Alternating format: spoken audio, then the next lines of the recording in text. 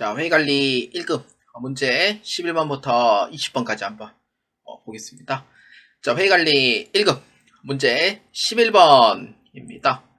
다음 중 재고자산에 관한 설명으로 가장 올바르지 않은 것은? 입니다. 자, 1번부터 한번 봅시다. 그 전에 재고자산의 목적부터 설명할까요? 재고자산의 목적은 뭐죠? 그렇죠. 판매 목적입니다. 이거 잘 기억해주시고요. 자, 1번부터 봅시다. 부동산 매매업의 판매 목적 부동산은 재고자산으로 분류한다. 맞죠? 판매 목적. 이거는 재고자산입니다. 그 다음에 2번.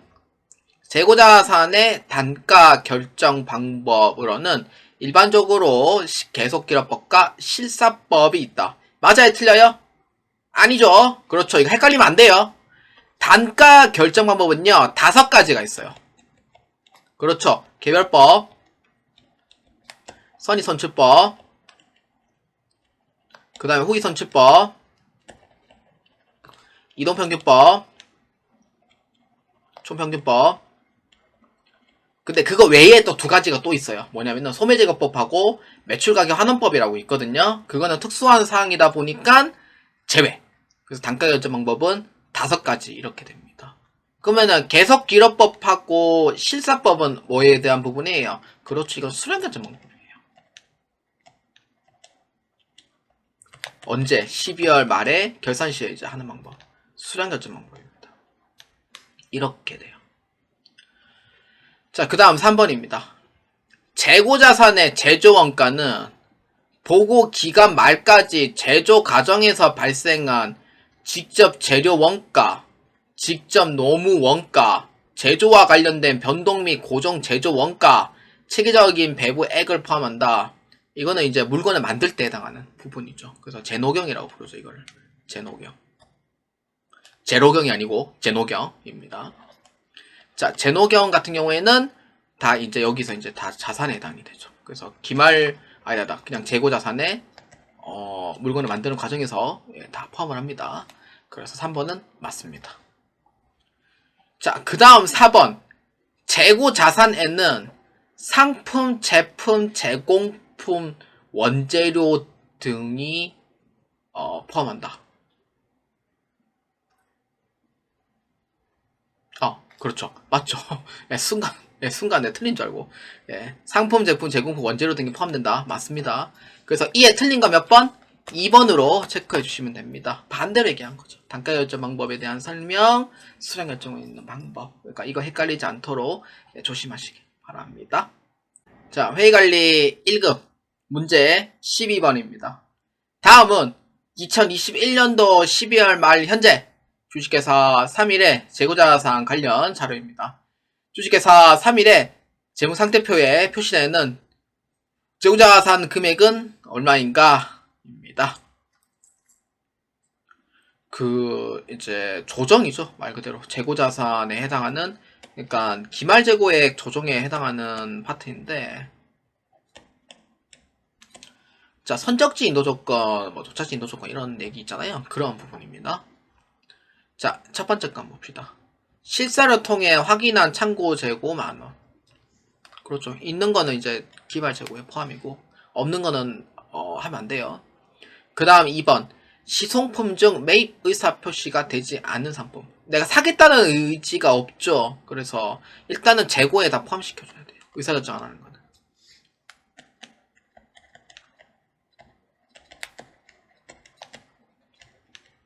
이렇게요. 그 다음 3번. 적성품 중 수탁자가 판매하지 않은 상품. 이거는 위탁자 재고 포함이죠.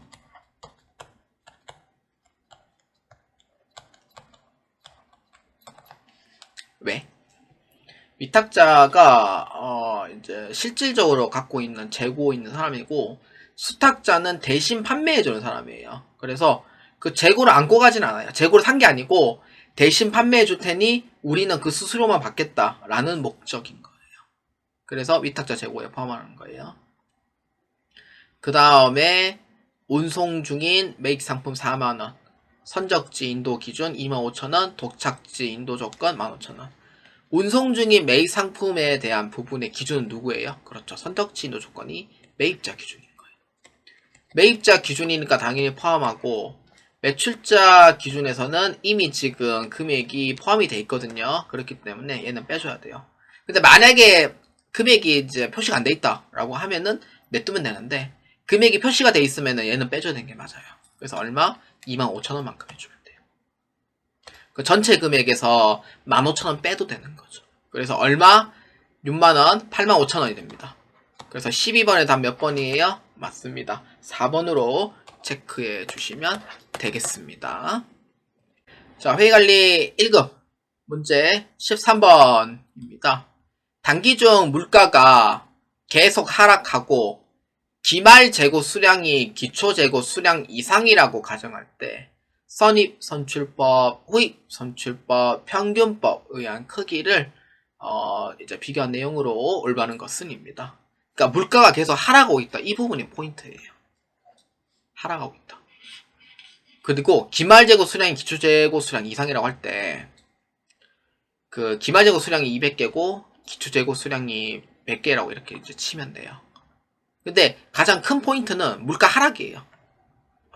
물가가 하락을 할 때 이제 여기에 이제 기말 재고액하고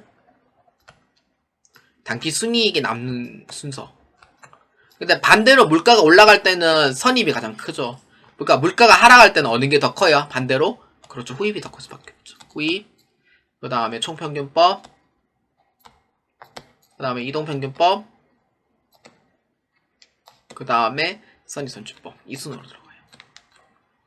근데 매출원가는 비용이잖아요. 비용이 크면 당기순이익이 내려가요. 그래서 또 반대로 보시면 돼요. 선입선출법. 그 다음에 이동평균법. 그 다음에 총평균법. 그 다음에 후입선출법. 이렇게. 이 순으로 가야 돼요. 그러면은 어느 게 옳지 않아요? 1번은 맞아요? 틀려요? 맞죠? 2번은 맞아요? 틀려요? 맞죠? 판매 가능액은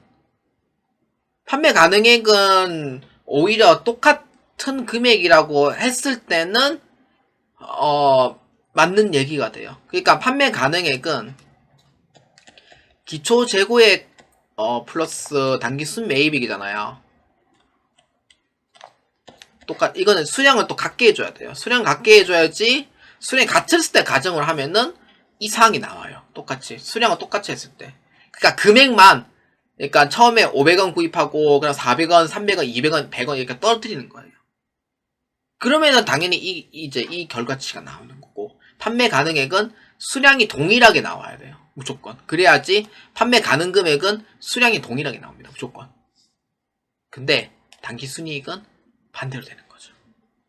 이렇게 되는 거죠. 그래서 4번에 대한 얘기는 틀렸다. 이렇게 보면 됩니다. 그래서 13번의 답은 4번으로 체크해 주시면 되겠습니다. 자, 회의관리 1급 문제 14번입니다. 주식회사 3일에 2021년 말 재고자산에 대한 취득 원가가 순실현 가능 가치는 다음과 같습니다. 주식회사 3일에 저가법으로 평가한 후에 재무상태표에 표시될 재고자산의 장부금액은 얼마인가? 입니다. 단, 각 상품 종목에 서로 유사하거나 관련되어 있지 않습니다. 자, 이거는 저가법으로 이제 평가를 하는 거예요. 저가법 뭐예요? 시가금액과 원가금액 중에서 어느 게 더 커요? 원가금액이 더 큰 거죠. 이게 저가법이 성립이 되는 거예요. 이해되시죠? 그러면은 이제 순실현 가능 가치는 시가고 취득 원가는 원가예요. 그러니까 원가가 더 큰 걸 찾는 거예요. 어떤 거? 여기, 여기. 그러니까 상품 B는 어떻게 돼요? 저가법에 해당 사항이 없는 거죠. 이해되시죠? 자, 그러면은 재무상태표에 표시될 재고자산 장부금액은 얼마예요? 그러니까 이거를 이제 저가법으로 적용을 할 때는 이제 각 이제 만원, 그러니까 A는 만원, C도 만원씩 해가지고 재고자산 평가 손실로 처리하면 돼요. 근데 이제 제가 이제 문제는 뭐예요? 장부금액은 얼마냐고 물어보죠. 기말 재고액의 장부금액 얼마? 9만원이 됩니다. 14번에 답은 7만원이네. 아, 7만원이구나. 다시 할게요. 자, 그러면은 장부 금액은 얼마가 돼요? 9만원에서 그러니까 저가법에 의해서 2만원치만큼 빼면 되죠. 그럼 얼마? 7만원으로 해주시면 돼요. 이때 이 2만원 어떻게 돼요? 그렇죠. 재고자산 평가손실 충당금으로 매출원가에 포함이 됩니다. 근데 기말재고액에서는 포함이 돼 있진 않아요. 그렇기 때문에 이제 얼마? 7만원으로 해주시면 됩니다. 그래서 14번에다 몇 번? 1번으로 체크해 주시면 되겠습니다. 자, 회의관리 1급 문제 15번입니다. 주식회사 3일은 2021년도 12월 재고 창고에 화재가 발생합니다. 재고와 관련한 매출, 매입 내용이 다음과 같을 경우 화재로 인하여 소실될 것으로 추정되는 재고자산 금액은 얼마인가? 입니다. 소실 문제는 2024년도에도 출제된 바가 있어요. 그래서 이번에 소실된 문제는 한번 볼까요? 소실 문제는 어렵지 않아요. 그러니까 어렵게 느껴질 수가 있는데 소실된 금액은요. 일단 산식은 첫 번째는 기초재고액에서 플러스 단기 순매입액에서 기말재고액을 빼면 돼요. 그러면은 매출원가가 나와요. 이때 이 첫 번째 산식. 두 번째 산식은 이제 순매출액에서 매출원가를 빼는 거예요. 그럼 뭐예요? 매출 총이익이 나오죠. 이렇게 두 번째. 이렇게 돼요. 그러니까 이걸 알고 있어야 되는 거죠. 자, 그렇기 때문에 기초재고액은 얼마예요? 50만원. 단기 순매입이 얼마예요? 300만원 더해주죠. 근데 소실되지 않은 재고는 얼마예요? 20만원. 빼면 얼마예요? 그러니까 소실 후 기말 재고액을 했을 때는 얼마예요? 그렇죠. 350, 20만원 빼면은 330만원 이렇게 돼요. 그리고 매출액은 400만원. 이렇게 돼요. 그러니까 매출액은 400만원이고 매출원가는 330만원 이러면은 매출 총이익은 얼마? 70만원 이렇게 된 거죠. 이건 소실 후고 소실 후 재고고 그럼 우리는 찾는 부분이 소실 전 재고예요. 똑같이 매출액은 400만원. 근데 매출원가는 판매 가능 금액 350만원 빼기 X는 이렇게 되는 거죠. 아, X라고 하기보다 물음표라고 할게요. 그래서 일단 매출원가 물음표. 그래서 매출 총이익도 당연히 400만원 빼기 물음표 해가지고 이제 이 금액이 이렇게 나오는 거죠. 근데 여기서 찾을 수 있는 힌트가 있어요. 뭐냐면은 매출 원가율은 80%입니다. 여기서 많이 헤매거든요. 그러면은 소실된 금액은 330만원 소실 후 금액은 330만원 이라는 걸 알았어요. 알았고 그러면은 우리는 찾는 부분이 소실 전 금액인 거예요. 소실 전 금액이요. 그러면은 이렇게 되는 거예요. 막대기를 그려보면은 막대기를 그리면은 이렇게 그러니까 전체 매출액이 얼마냐면은 400만원인 거예요. 400만원이고 100%죠. 그럼 매출원가율이 얼마예요? 80%죠. 그러면 나머지 20%는 뭐예요? 매출 총이익인 거예요. 이렇게 비중을 잡는 거예요. 이렇게 매출액을 기준으로 매출 원가율은 얼마냐? 매출액 대비 80%요. 이렇게. 그러면 산식 어떻게 돼요? 400만원 곱하기 80%만큼 하면 되죠. 0.8이죠. 그래서 얼마? 매출 원가 얼마? 320만원. 그럼 나머지 80만원 뭐예요? 매출 총이익이더라. 이렇게 보면 돼요. 자, 이걸 이해하시면 문제 다 풀려요. 그래서 꼭 이거를 이제 매출 원가율을 산식을 외우는 것보다는 전체 매출액 대비 비율은 얼마냐 그걸 알아야 되는 거예요. 그걸 알아야지 이해가 쉽지. 이거 산식을 외우려고 하면요 잘 안 돼요. 야, 잘 안 됩니다. 그래서 이제 소실자 400만원에서 매출 원가는 320만원 이렇게 나온 거죠. 어떻게? 매출액 대비 80%. 매출액 대비 80%만큼 계산하면 돼요. 어렵지 않아요. 예, 근데 어렵지 않은데 이거로 다 틀린다니까요. 그러니까 이거를 산식을 외우려고 해서 틀리는 거예요. 외우려고 해서. 매출액 대비 80%만큼만 하면 돼요. 그럼 나머지는 매출 총이익 얼마? 80만원. 그러면 이거는 매출액 대비 20%인 거죠. 그럼 둘이 합치면 얼마예요? 100%죠. 이게 봐, 매출 얼마? 매출액 100% 이렇게. 이렇게 하면은 쉬워요. 근데 대부분 다 이거 산식을, 매출 총이익률은 얼마였지? 매출 총이익 산식이 얼마였지? 막 이렇게 생각하니까 당연히 안 되는 거지. 예. 그러니까 이렇게 생각하시면은, 이렇게 한번 해보세요. 그러면은, 아마 문제는 좀 풀리는 편이고, 오히려 이게 더 기억에 많이 남을 거예요. 그러니까 여러분들, 우리가 머리를 싸매면서, 뭐였지? 이러면서, 막 이런 필요 없다니까요. 필요 없다니까요. 진짜로. 그래서 이렇게 해주시면 돼요. 대학교 교재 보면은 매출 총이익을 3페이지 분량으로 적어놨었거든요. 안 읽어봤어요. 너무 길어서 안 읽어봤어요. 그러니까 이렇게 한번 보시도 상관없어요. 그러니까 어떤 문제라도 응용할 때 만약에 매출 총이익률이 나온다라고 하면은 이렇게 보시는 게 문제 더 편할 거예요. 자, 됐죠? 그러면은 소실 전 금액은 얼마예요? 70만원, 80만원. 그 다음에 소실 후 금액은 얼마예요? 70만원이죠. 그럼 이 차이가 얼마? 10만원이죠. 그렇죠. 그래서 소실된 것으로 추정하는 재고자산은 얼마예요? 그렇죠. 차액 10만원인 15번에다 몇 번? 1번으로 체크해 주시면 되겠습니다. 자, 회의관리 1급 문제 16번입니다. 주식회사 3일은 2021년도 5월 1일 주식회사 태평의 주식 1000주를 주당 5,000원에 구입하고 매도하는 증권으로 분류합니다. 2021년 말 및 2022년 말 주식회사 태평 주식의 주당 공정가치는 각각 6,000원 및 3,000원입니다. 2023년 4월 1일 태평의 주식 600주를 주당 7,000원에 처분했을 경우 3일이 인식해야 할 매도하는 증권 처분이익은 얼마인가? 입니다. 안 푸는 게 나을 수도 있죠. 오히려. 네. 이거는 여러분들께 이제 문제 요지를 설명해 드릴게요. 저기 정직하게 풀다가 이거는 20분 날아가거든요. 그래서 일단 여러분들 정직하게 푸는 방법보다는 이거를 약간 좀 요령을 좀 알려드리는 걸로 반영을 할게요.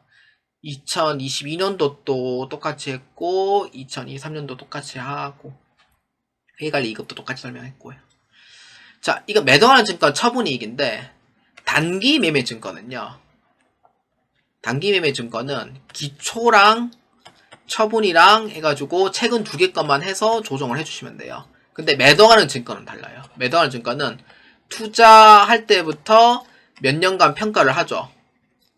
이거는 회계 처리할 때는 이렇게 설명을 해야 되는데 회계 처리를 안 하잖아요. 회계 처리 안 하는 문제잖아요. 매도하는 증권 처분 이익만 찾으면 되잖아요. 그러면은 어떻게 보냐? 이것만 보면 돼요. 이것만. 내가 처음 투자했을 때나 처분했을 때 금액만 보면 돼요. 게다가 부분 처분이에요.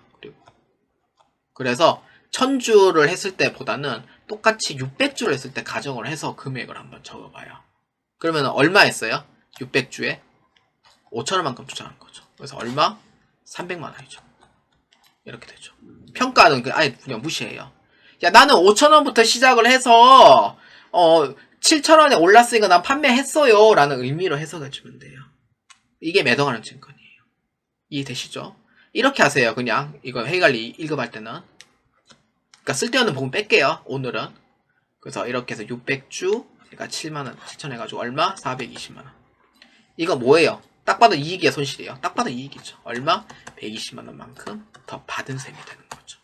그렇기 때문에 2번에 16번에다 몇 번이에요? 그렇죠. 2번으로 체크해 주시면 되겠습니다. 매도하는 증권은 이렇게 해서 처리를 해주시는 걸 추천드리는 바입니다. 자, 회의관리 1급 문제 17번입니다. 다음 자료에서 주식회사 3일에 유가증권 거래와 관련하여 2021년도 손익 계산서상 당기순이익에 미치는 영향은 얼마인가? 입니다. 자, 당기순이익에 미칠 영향이에요. 그럼 이걸 알아야 되죠. 매도하는 증권은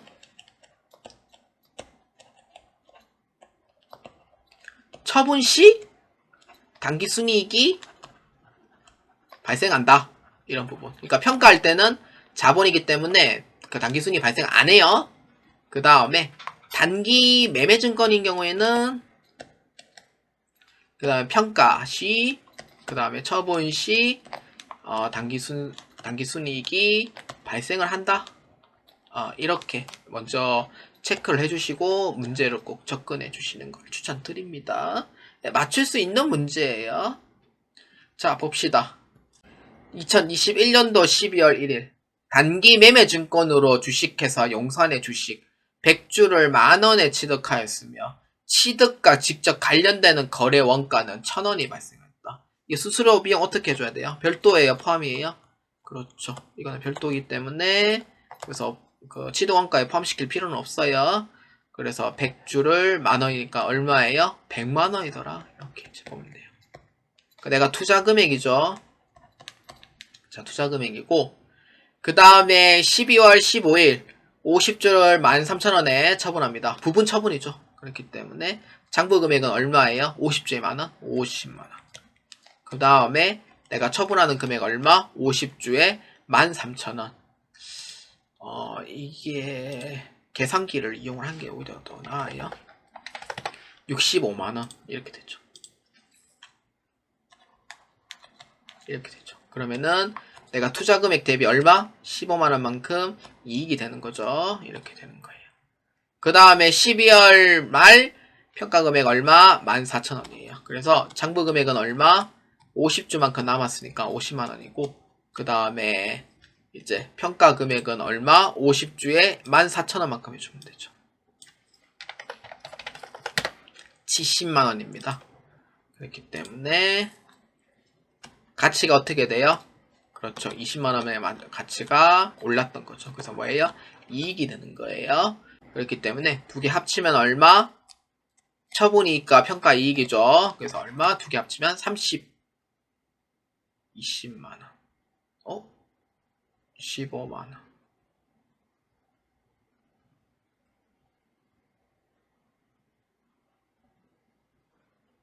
50주에 14,000원. 10,000원, 4,000원, 4,000원, 20만원. 그 다음에 15만원, 35만원. 17번에 몇 번인데? 4번인데? 왜 25만원이지?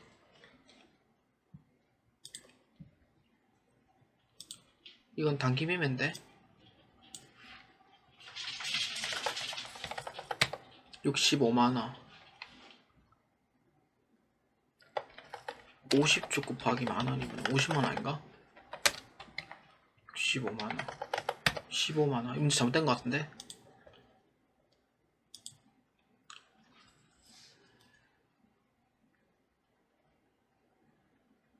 자, 여러분들, 잠시만요. 좀 잘못된 것 같아요. 왜냐면은, 제가 다시 차근히 또 설명해 드릴게요. 이거 문제 잘못된 것 같거든요. 답은 4번으로 돼 있어요. 4번 돼 있는데. 자, 여기에서. 근데, 여기서 하나가 빠진 게 있어요. 그렇지. 하나 빠진 건 뭐냐? 주당 1,000원이 발생한 요 수수료 비용입니다. 그러니까 이렇게 봤을 땐 답이 없는 거일 수도 있어요. 자, 다시 또 설명해 드릴게요. 제가 하나 빠졌네. 제가 잘못한 게 맞네요. 그러면은. 자, 주당 1,000원이에요. 100주에 1,000원이면은 10만원이에요. 그러니까 여러분들이 착각하는 게 이 수수료 비용인데 이 비용을 제가 차감을 안 했던 거죠. 여러분들이 눈치챘으면은 제가 잘못한 게 맞고 못 챘으면은 저랑 똑같은 공범입니다. 라고 생각해 주세요. 그래서 10만원인 거죠. 그래서 그러니까 수익은 얼마냐면은 35만원. 비용은 얼마냐면은 10만원. 그래서 여기에 이익은 얼마 나와야 돼요? 25만원. 이렇게 돼요. 틀린 건 없네. 그래서 명단 몇 번? 4번으로 체크해 주시면 되겠습니다. 그래서 정답 4번이고 이 문제에 대한 이상은 없습니다. 자, 회계관리 1급 문제 18번입니다. 다음 중 지분증권의 손상차손에 관한 설명으로 옳지 않은 것은입니다. 손상차손은 처분도 아니고 이건 폐기도 아니에요. 그래서 이거는 어떠한 사항이 이제 시장 사항에 따른 이제 그러한 이제 진보화라든지 아니면은 유행이 조금 이제 덜 타게 되는 이제 그런 부분에 객관적인 사유가 이제 존재를 하는 게 손상 차손이에요. 그러니까 어떠한 이유로 지금 가치가 뚝 떨어지는 거라 이렇게 생각하시면 됩니다. 자, 그래서 1번입니다. 지분증권이 회수할 수 있을 것으로 추정되는 금액이 지분증권의 장부금액보다 작은 경우에는 손상 차손을 인식할 것을 고려한다. 올바르지 않은 거예요. 그러니까 회수할 수 있을 것으로 추정되는 금액의 지분증권에 장부금액보다 작은 거예요. 장부금액이 40만원이라고 치면은 회수할 수 있는 이제 금액이 얼마냐면은 20만원인 거예요. 이렇게 손상 차손을 인식할 것을 고려한다. 사실 1번에 대한 얘기는 아닙니다. 왜냐? 회수할 수 있을 것으로 추정하는 거는 사실 이건 손상에 대한 부분은 그러니까 심각한 이제 문제가 발생했을 때에 대한 얘기예요. 그러니까 아까 얘기했던 진부화라든지 그러니까 객관적인 사유가 존재하는데 회수불능으로 인한 사유가 아니면은 내가 투자했을 때 손실 보는 상황이냐 이제 그러한 부분에 좀 차이가 나오는 거죠.